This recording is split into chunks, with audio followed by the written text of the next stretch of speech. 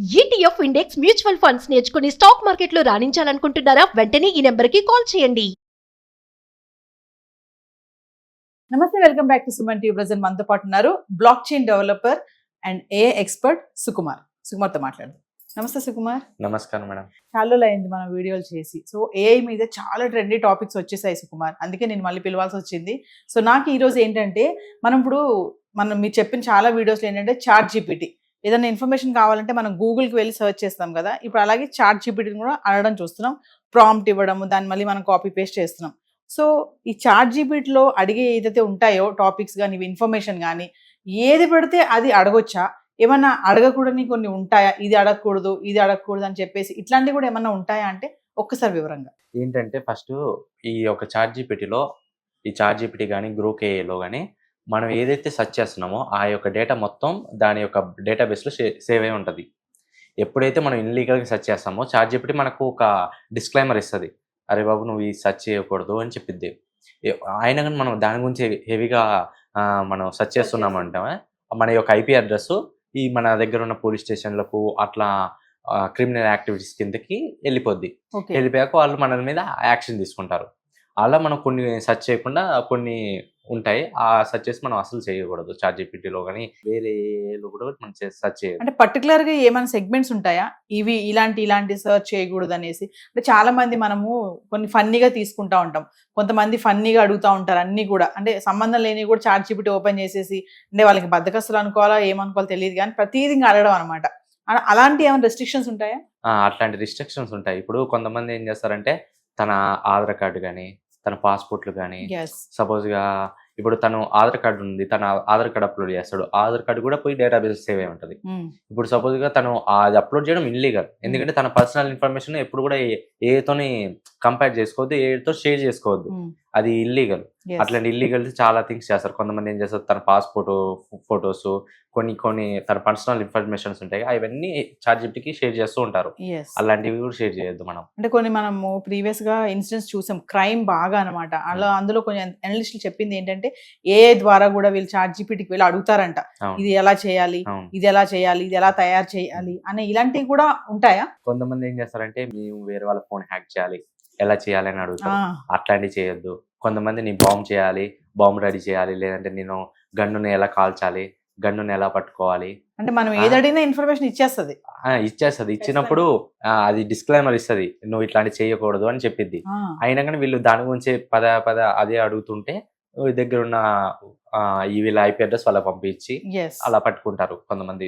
ఇప్పుడు chat GPT అంటున్నాం కదా, చాలా వరకు ఏంటంటే ఒక వీడియోలో మాట్లాడుకున్నాం, మెదడుకి మనం పదును పెట్టట్లేదు. స్కూల్ పిల్లలు కూడా ఏంటంటే దీనే వాడేస్తున్నారు.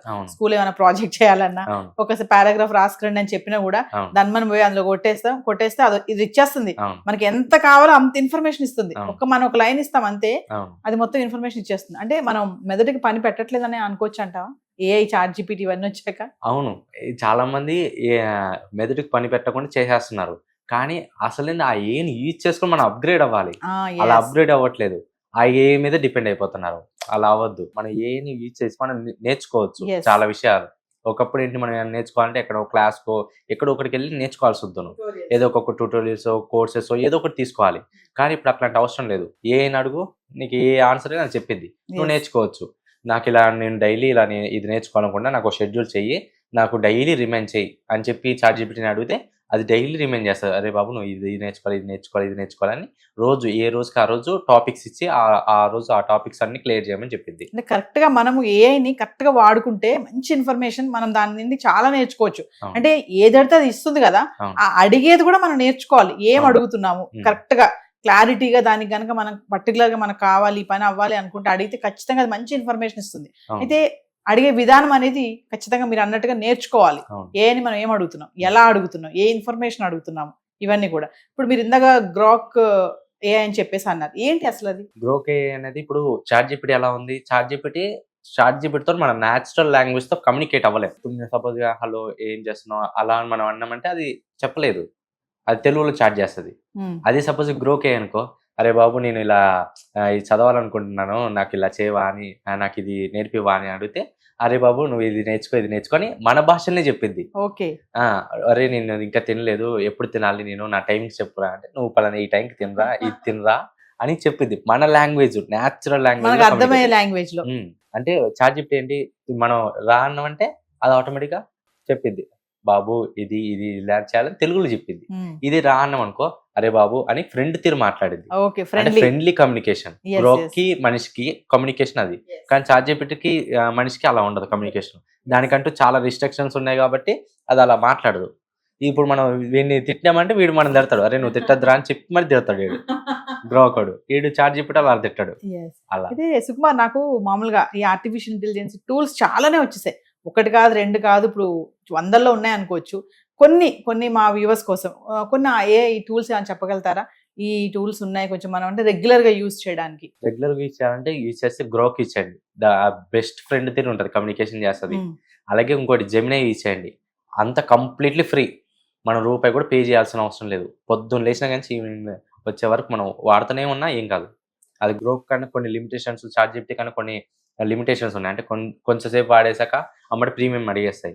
కానీ జెమినీ మాత్రం అలా కాదు, మనం మార్నింగ్ నుంచి ఈవినింగ్ దాకా ఎంతసేపు వాడినా ఆటోమేటిక్గా మనకు ఫ్రీ కాబట్టి మనం ఎంతసేపు అయినా వాడుకోవచ్చు. అలాగే ఇప్పుడు పర్ప్లెక్సిటీ వచ్చింది, పర్ప్లెక్సిటీ కూడా యూజ్ చేసేసి మనం ఇప్పుడు మనకు రీఛార్జ్ చేస్తున్నాం, ఆ రీఛార్జ్ ప్లాన్ ఉంటే చాలు మనం పర్ప్లెక్సిటీ ఫ్రీగా యాక్సెస్ చేయొచ్చు.